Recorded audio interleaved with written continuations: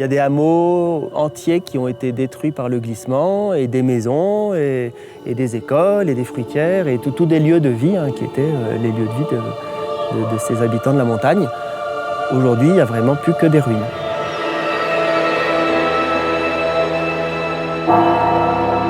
Un glissement comme ça, c'est jamais terminé. Même si on a fait le maximum, même si on a bien récupéré l'eau, même si la forêt, elle est là, elle occupe le terrain, elle évite l'érosion, mais les épaisseurs de terrain sont telles qu'on n'est jamais tranquille. Donc la menace, elle est toujours là. C'est pour ça d'ailleurs qu'on a fait en bas des plages de dépôt qui peuvent éventuellement récupérer un glissement qui pourrait encore arriver dans cette zone.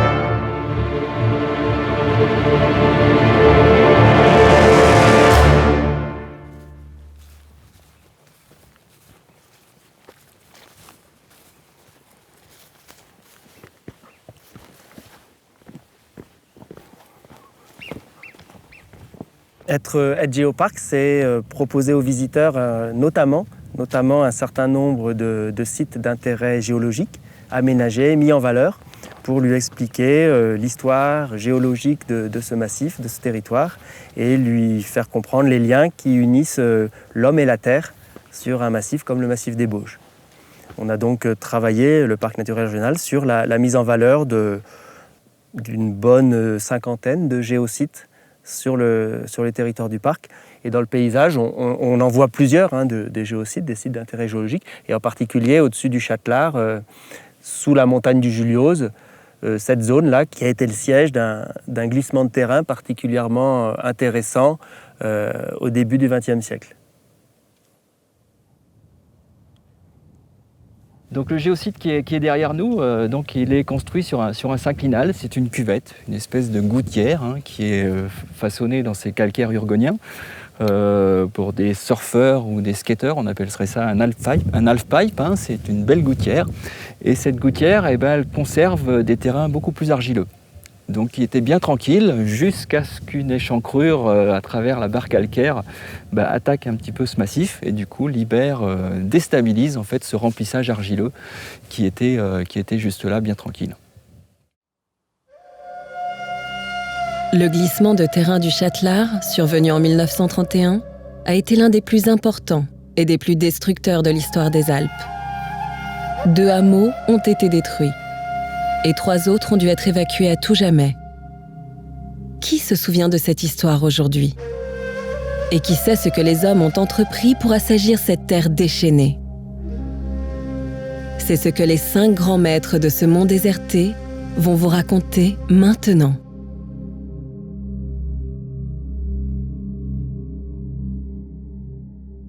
En moi est gravée la mémoire du mont déserté.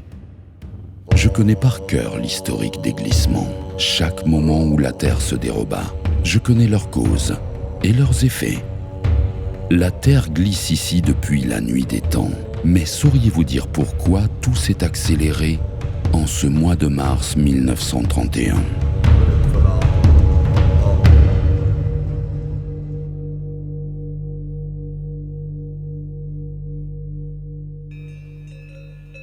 Mes grands-parents habitaient le village des Carons au Garin. Et en 1931, il y a eu donc le fameux éboulement. Et là, donc, ils ont tout perdu, les bâtiments et leur propriété foncière. La maison, elle est descendue, elle a disparu, quoi. Elle a disparu, elle s'est enfoncée, et elle a disparu dans la boue.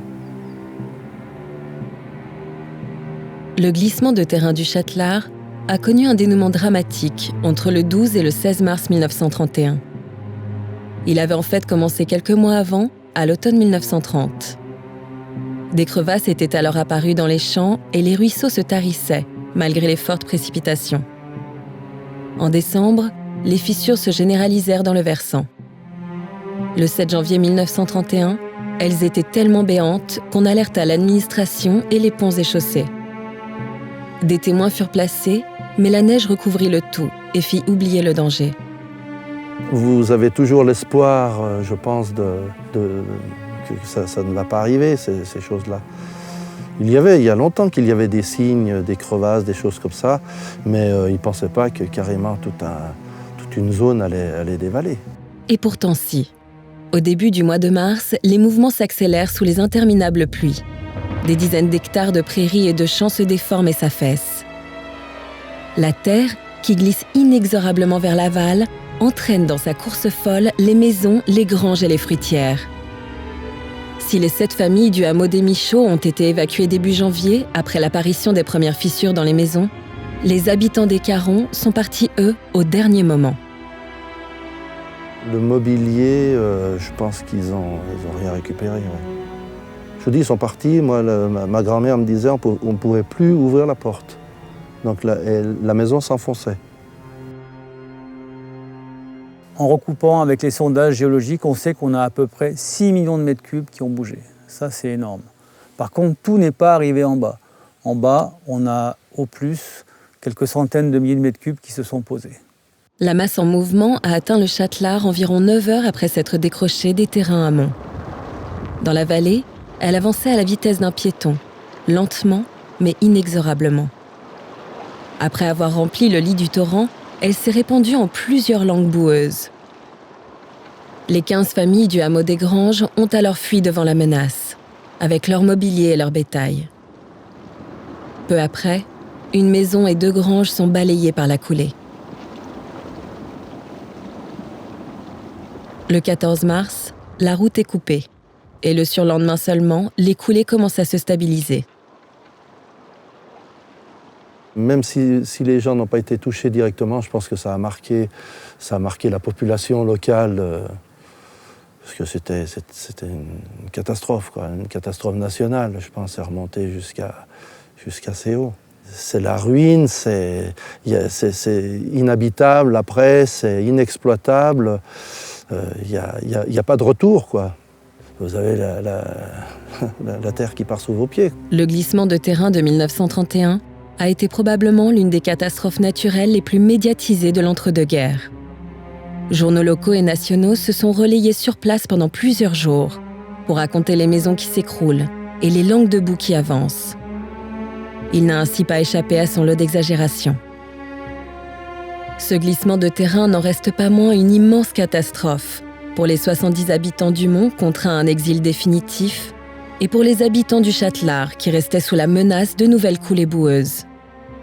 Pour les protéger, il fallait donc, coûte que coûte, stabiliser les terrains en amont.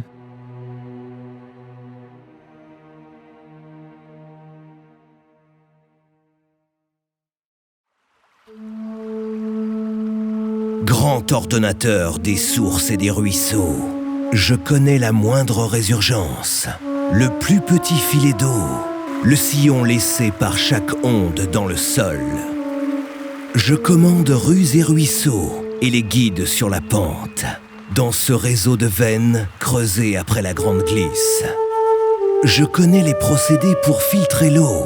Je veille à faciliter toujours et encore son évacuation, pour que jamais plus elle ne vienne engorger cette terre instable.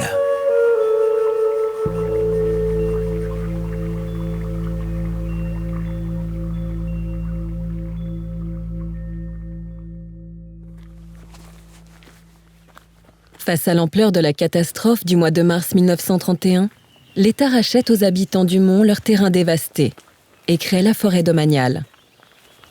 Des travaux titanesques sont alors entrepris pour assécher les terrains et emmener l'eau loin des terres argileuses. En quelques années, près de 17 km de drains sont ainsi réalisés par les ouvriers des eaux et forêts. Les drains, ils nous servent d'abord à assécher le terrain. On va également capter les sources qui sortent du terrain, récupérer l'eau, et une fois que cette eau est mise à ciel ouvert, on va la conduire tranquillement par un petit système de canal, de collecteur, pour éviter qu'elle ne vienne s'infiltrer dans le terrain. On sort l'eau du terrain et on l'emmène bien loin, hors des terrains qui glissent. C'est un peu comme les arêtes de poissons, on récupère l'eau dans des petits canaux, et puis ça vient dans des plus gros, on est beaucoup plus gros et en fin de compte, on se rejette dans un torrent naturel qui est le Nant-des-Granges. 2 types de drains ont été réalisés par les forestiers de l'époque. Les drains fermés, qui permettent de capter les sources jusqu'à 4 ou 5 mètres de profondeur, et les drains ouverts, qui collectent les apports des drains fermés et les eaux de surface. Les bacs de décantation, réalisés plus récemment, permettent quant à eux de filtrer l'eau et ainsi d'éviter de boucher les drains fermés. Ici, un drain ouvert qui arrive de la forêt, dans lequel tombent des branches, des cailloux, du sable, des feuilles, qui viennent se stocker dans le bac de décantation. À côté, on a un drain fermé, on le voit bien, un drain qui fait à peu près 1 mètre de profondeur. Donc lui, il est protégé de tout ce qui va tomber, qui vient des arbres, ou des animaux qui passent, ou du terrain qui peut glisser, alors que celui-là, ce gros drain ouvert, il récupère tout. Et si je laisse les matériaux emmenés par ce drain ouvert passer dans le drain fermé, je vais le boucher. Donc là, j'ai un système de protection qui va stocker, bloquer, et tout ce qui sort, c'est de l'eau qui est très propre, qui est très claire, qui va pouvoir transiter facilement dans le drain fermé. Quand les forestiers 1930 ont imaginé les travaux, ils ont dû observer comment la nature fonctionnait, marchait dans le site du Nant-des-Granges. Ils ont observé que les filets d'eau coulaient dans des combes particulières, que les sources sortaient à des endroits précis. Et on a installé le réseau de drainage en se calant sur ce que la nature avait posé. On n'a pas été emmener des ruisseaux, les déporter, les faire couler là où la nature ne les avait pas placés. On a respecté l'équilibre général que le glissement et le terrain avaient mis en place. On s'est vraiment calé dessus, on a collé au terrain. En ce sens, c'est une sorte de respect de la nature, de ce que la nature avait posé. La surveillance et l'entretien de ce dispositif sont aujourd'hui essentiels pour assurer la stabilité des terrains du Mont Déserté.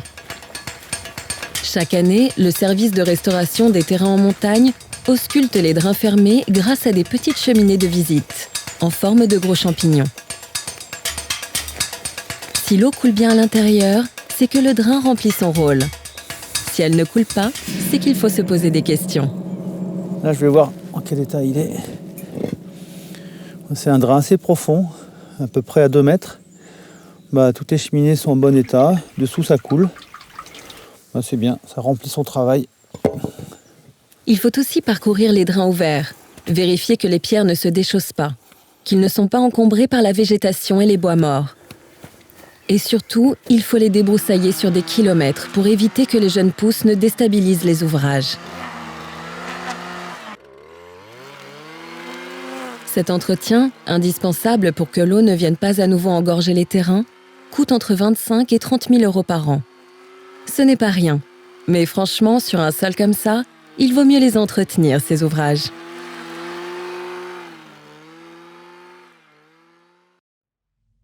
C'est bien plus que de la terre sous vos pieds. Ce sont des couches, des strates, chacune le résultat de millions d'années d'activité terrestre. Moi seul connais la nature du sous-sol, ses mouvements internes, ses faiblesses et ses forces, ses interactions. Naïf, celui qui croit pouvoir s'installer partout en terre conquise.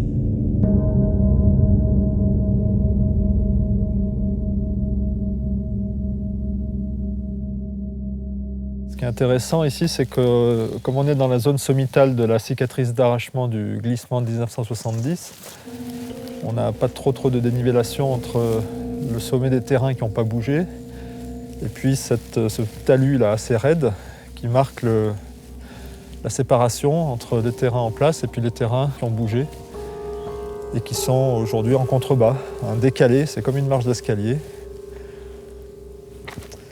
Donc c'est un peu une bombe à retardement, ça peut encore partir, d'où l'intérêt de continuer de drainer, de surveiller et de faire des ouvrages de protection à l'aval. Donc là on est vraiment dans la partie amont, au sommet de la zone qui a glissé en 1970. Et ce qui est intéressant, c'est qu'on voit sur quoi la moraine a glissé, c'est-à-dire sur cette roche qui est de la molasse. C'est une roche sableuse avec quelques bancs plus gréseux, du sable consolidé. Et elle a à peu près une vingtaine de millions d'années. Et cette roche donc, de l'ère tertiaire est une roche marine, d'origine marine. C'était la mer qui bordait les Alpes en train de naître, dans laquelle les sables apportés par les fleuves côtiers se sont déposés.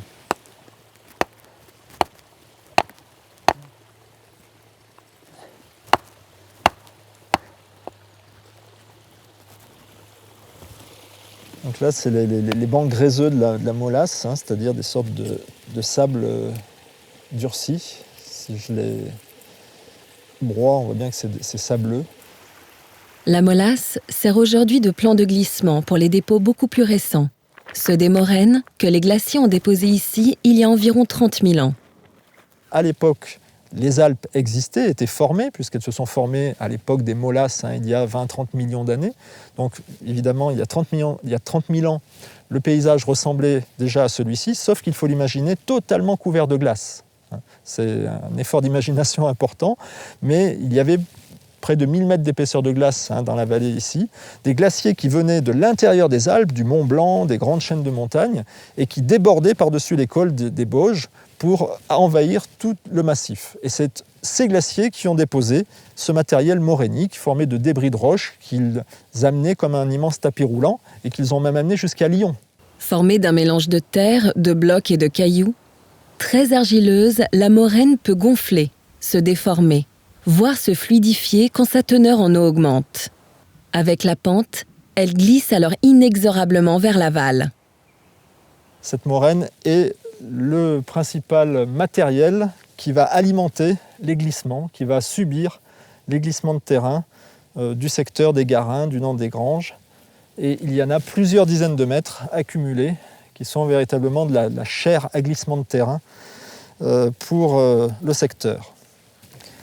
Voilà donc la matrice argileuse de notre moraine glaciaire, qui est vraiment le matériel qui subit les glissements lorsqu'il est saturé d'eau.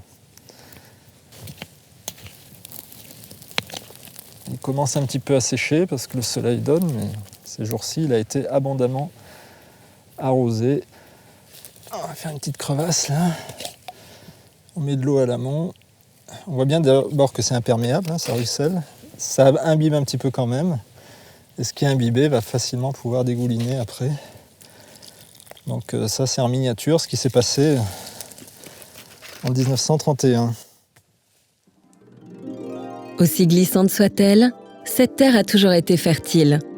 Elle l'était avant 1931 pour les pâturages, elle l'a été après pour la forêt plantée.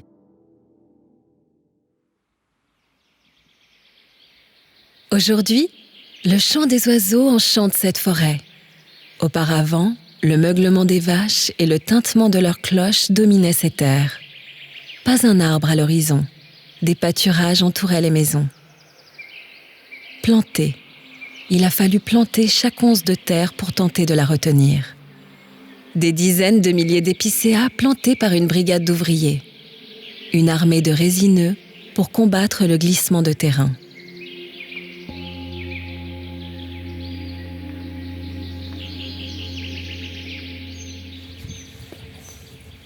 Donc nous sommes dans la cabane de la pépinière qui aujourd'hui sert de cabane de chasse, mais qui à l'origine servait de bâtiment pour la pépinière, qui servait à planter toute la zone de pâture de la forêt domaniale. Donc sur cette photo, on reconnaît la cabane, des zones assez planes qui permettaient de stocker et faire pousser les plantes destinées à la plantation des zones de pâture. Donc là, on peut voir quelqu'un en train de travailler. Là, toute cette zone autour, il y a plus que de la forêt. C'est même difficile de s'imaginer qu'il y a moins d'un siècle, c'était complètement différent. Pour compléter le travail de drainage du versant et protéger le Châtelard de nouvelles coulées boueuses, l'État entreprend, juste après le glissement de 1931, de reboiser plus de 150 hectares de terrain dévastés. C'est l'un des plus gros chantiers de reboisement de la Savoie. Pour créer de toutes pièces cette forêt de protection, le service des eaux et forêts de l'époque fait le choix de l'épicéa. En fonction des sols, en fonction de l'altitude, des conditions de cet endroit-là, on peut penser que l'épicéa était un bon choix. Après, à l'époque, on faisait des plantations monospécifiques, donc avec une seule espèce, une seule essence. Aujourd'hui, on serait certainement parti sur des essences mélangées. Pour que la forêt remplisse ses différents rôles de protection, de production, d'environnement, d'accueil et de paysage, un mélange d'essences est en effet indispensable. Il est aussi nécessaire que les arbres n'aient pas tous le même âge pour éviter d'être récoltés en même temps et voir des zones entières de forêt disparaître. Or, dans la forêt domaniale du Nant-des-Granges, ils ont tous été plantés en même temps. On peut voir là des replats qui étaient des zones favorables aussi pour l'agriculture, qui ont été plantés, et ça ressort très bien ici. On a vraiment une plantation d'épicéa monospécifique qui a tout à peu près le même âge, à peu près le même diamètre, donc qui est venu après habiter cette zone. Donc on peut en un coup d'œil comprendre ce qui s'est passé. L'Office national des forêts travaille donc ici pour atteindre progressivement ce double objectif de mélange d'essences et d'âges différents, en enlevant les gros arbres en plusieurs fois et en conservant les jeunes sapins et feuillus qui s'installent naturellement. Le choix des arbres à couper prend en compte notamment leur maturité, leur densité, leur état de santé et surtout le besoin d'apporter la lumière salvatrice aux jeunes générations issues des graines des arbres adultes. On parle alors de régénération naturelle. Le travail de l'agent patrimonial consiste dans ce cadre à marteler les arbres. Il s'agit de marquer ce que l'on va faire couper. Donc pour marteler un arbre, on utilise un marteau forestier. C'est d'une part une partie hache et d'autre part une sorte de tampon, c'est le sceau de l'État. Et donc pour marquer un arbre, on va faire sauter l'écorce de l'arbre, comme ça, et après avec la partie tampon, on va mettre un coup et appliquer le sceau sur le tronc. Donc on va faire une première marque au tronc. La deuxième marque, ce qu'on appelle la marque au pied, voilà, on la fait sur une racine. On met aussi le sceau de l'État dessus. Et cette marque, c'est la plus importante, puisque une fois que le bûcheron aura coupé l'arbre et que le tronc, la grume sera partie, il ne nous restera plus que la souche comme preuve, comme quoi l'arbre était bien à exploiter. Voilà. Donc c'est un moyen de contrôle. Aujourd'hui, la forêt domaniale du Nant-des-Granges est une des rares forêts de protection à être devenue avec le temps une véritable forêt de production. Si elle limite l'érosion des sols et pompe une partie de l'eau grâce à l'évapotranspiration, on sait malgré tout à présent qu'elle a un impact limité sur le phénomène de glissement. Il est en effet beaucoup trop profond pour que le système racinaire des arbres puisse jouer un rôle. D'ailleurs, la terre continue ici de bouger.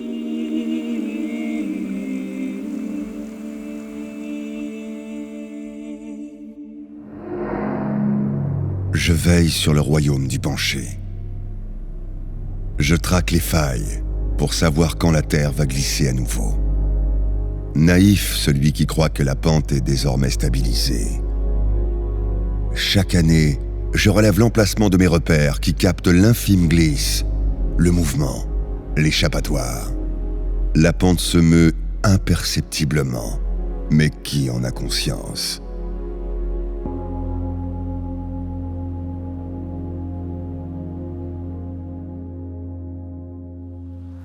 Le glissement de terrain du Châtelard ne s'est jamais complètement stabilisé.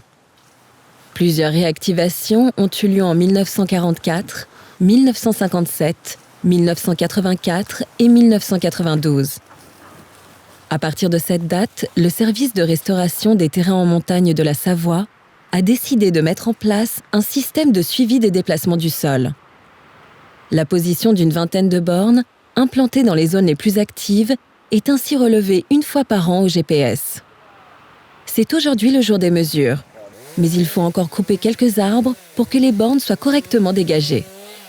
On n'a pas fait dégager une surface suffisante, donc le signal GPS ne va pas être de bonne qualité. Donc ça tombe bien, comme l'équipe est là, l'ouvrier, elle va nous recouper quelques arbres pour que la trouée soit complète, que le signal de satellite puisse être bien reçu, qu'on puisse avoir une bonne mesure entre le satellite et la borne.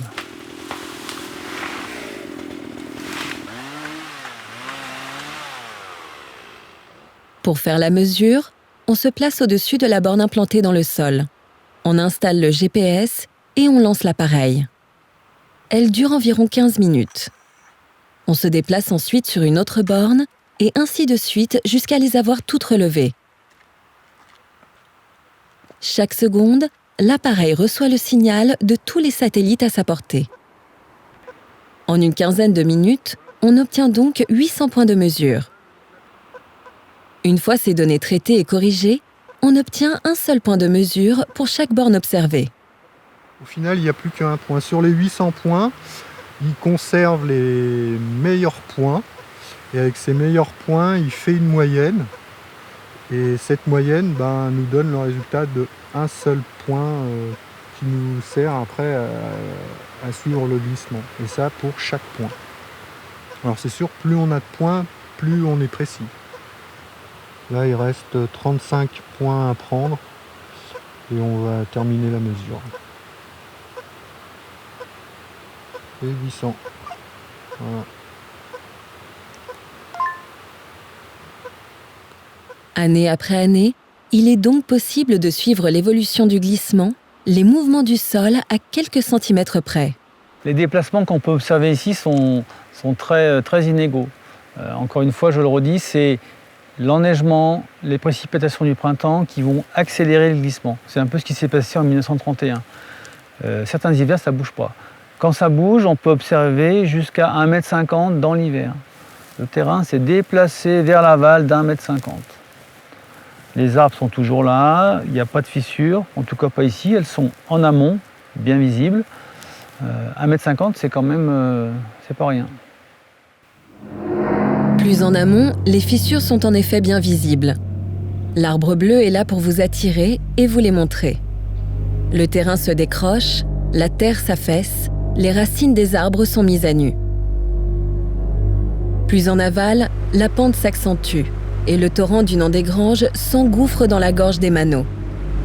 On a donc construit un gigantesque escalier, une succession de 10 barrages qui l'empêchent de creuser le fond de son lit, d'emporter ses berges et de déstabiliser à terme la zone en mouvement. Ici comme ailleurs, il faut donc les entretenir, ces ouvrages, et continuer de surveiller la terre qui glisse pour déceler d'éventuelles aggravations. Depuis le début des mesures, les mouvements observés n'ont pas été assez inquiétants pour justifier le déclenchement d'opérations d'évacuation du Châtelard. Mais qui peut dire que jamais cela n'arrivera ? Ce jour-là, digues et barrages seront appréciés à leur juste valeur.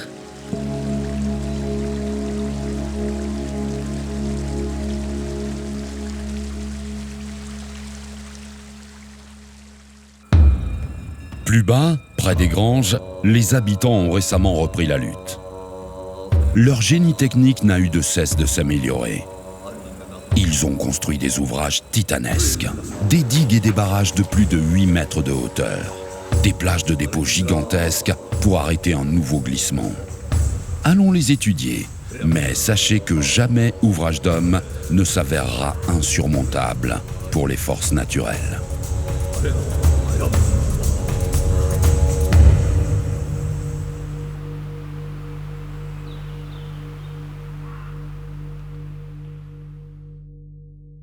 13 ans après la catastrophe de 1931, de nouvelles coulées de boue envahissent le Châtelard. La terre monte jusqu'au 2e étage d'une maison des Granges et menace la gendarmerie qui doit être évacuée en urgence. Une grange s'effondre finalement sous la poussée de la boue. La protection du Châtelard devient une priorité et en 1945, une première digue est édifiée grâce aux premières pelles mécaniques. Mais en 1970, un nouveau glissement, au sud de la zone affectée en 1931, réveille encore les consciences et rappelle le danger. Mon père faisait partie de la compagnie des sapeurs-pompiers du Châtelard et le maire donc ordonnait à tour de rôle une visite, un suivi de l'éboulement. Et un dimanche matin, j'étais monté avec lui, donc j'avais autour de 18 ans. On était à la gorge des Maneaux et quand on est arrivé, il y avait un bosquet on va dire une quarantaine de sapins. Donc la moitié était cassée à peu près. Les troncs étaient cassés à 4 mètres, mais ils étaient encore debout et on voyait qu'ils bougeaient. Et le lendemain, on est retourné voir ce bosquet. Ce bosquet, il était à l'horizontale. Et quelques jours après, le bosquet était à nouveau debout. Donc ça explique bien le mouvement de terrain, la puissance qu'il y avait au sous-sol. Ouais, ça m'avait marqué, ça. Ouais. Et puis donc le passage de la gorge des Maneaux, quand les troncs, les rochers basculaient, faisaient le saut, c'était un coup de tonnerre. La question de la protection du Châtelard n'était donc toujours pas réglée. Au début des années 1990, les premières idées modernes sur les plages de dépôt voient le jour grâce aux nouvelles connaissances technologiques et aux exemples réalisés à l'étranger, notamment en Suisse et en Italie. Terminées en 2009, les plages de dépôt du Châtelard sont aujourd'hui l'un des plus gros ouvrages de ce type en Europe. Voilà, nous sommes au milieu des 3 plages de dépôt, dans le casier numéro 2. On appelle ça des casiers, des sortes de réceptacles. On est sur la digue. Ici, vous avez toute l'enceinte qui va servir à récupérer les coulées de boue qui pourraient venir du glissement de terrain du Don des Granges qui se trouve au-dessus de nous. Première plage au dépôt amont qui va arrêter son volume. Quand c'est plein, ça déborde. Ça va suivre le chenal. Ici, on a un chenal en enrochement qui est assez solide. Et puis, ça vient de tomber dans la deuxième plage ici. On va encore pouvoir garder des matériaux. Alors derrière, après, on termine juste avant le pont sur la route départementale, sur la 3e plage au dépôt qui est beaucoup plus petite et qui va être le dernier filtre avant le village du Châtelard. Donc les ouvrages, c'est un mélange de béton et de pierre, des très gros enrochements qui sont maçonnés. 6,50 m de hauteur pour la partie bien carrée et puis le reste de l'ouvrage, là on est à 8 mètres. Les digues, ça a demandé la mise en place de milliers de mètres cubes de matériaux. Vraiment, on est sur des gros ouvrages. C'est quand même assez rare qu'on fasse des ouvrages aussi hauts. Là, on va arrêter à peu près 100 000 mètres cubes. Donc on est parti du principe que tout ne partait pas, que même si ça commençait à partir, ça arrivait par petits morceaux. Il ne faut pas oublier que dans la gorge des Maneaux, on a une sorte de filtre, comme un calibre, qui va réguler le volume des coulées de boue. C'était comme ça en 1931, ne passait là-bas que le surplus. Ce surplus, on est capable de le gérer ici dans les 3 plages. Et puis on a, par rapport à 1931, des moyens modernes, beaucoup plus rapides pour pouvoir creuser, poser dans des camions, évacuer. Et on se dit qu'ici, c'est plutôt un espace de tampon qui va nous permettre de faire face au phénomène, mais surtout pas de pouvoir stocker 6 millions de mètres cubes, qui est quand même une masse vraiment, vraiment importante.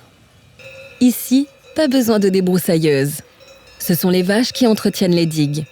C'est pour elles un petit alpage de secours et pour le service de restauration des terrains en montagne, une économie d'entretien.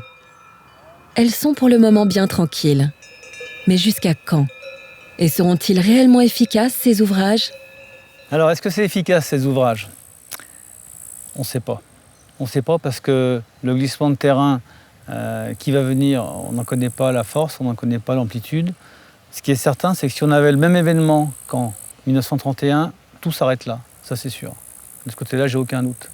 Parce que le terrain a été préparé, parce qu'on a des moyens de déblaiement, des moyens de terrassement qui sont autres que ceux de l'époque. Donc la coulée de 31 ici, on serait tranquille. Après, plus gros,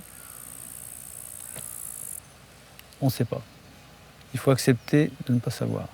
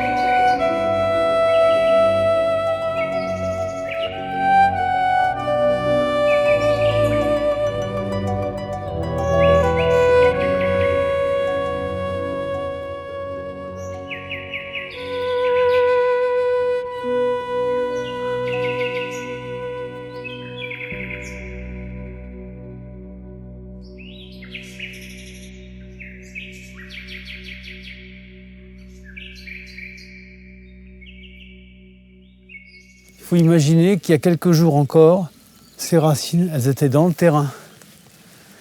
Et là maintenant, elles sont mises à nu. Voilà. On dirait des branches, mais ce ne sont pas des branches, ce sont des racines.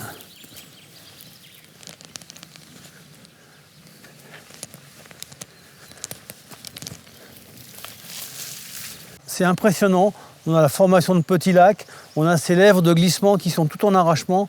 C'est vraiment une belle manifestation de la remise en mouvement de ce glissement qui a commencé en 1931.